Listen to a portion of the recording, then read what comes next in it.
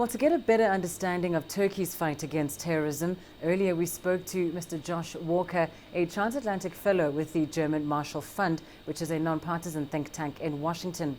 He said Turkey has been distracted by PKK attacks on its soil, and until it can work with the PKK on a political solution, it could prove difficult for Turkey to develop a tangible plan to fight ISIL.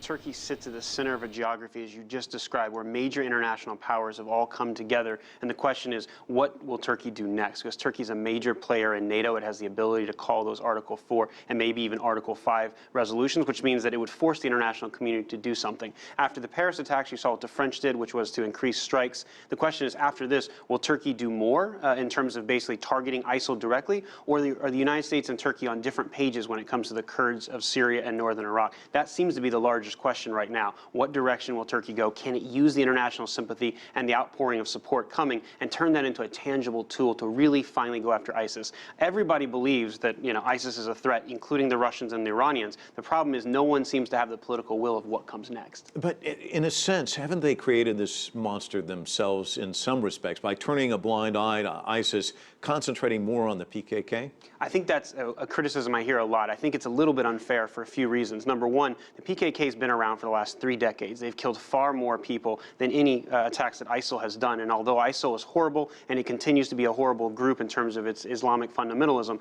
the problem here is that until you solve the PKK and you bring the Kurds into a political solution, Turkey's on its own against the PKK, whereas with ISIL, everybody's unified. So I think it's hard for the Turks. They feel like they're alone in this fight against the PKK, and they get frustrated sometimes when they see international condemnation of ISIL, but not the same of the PKK.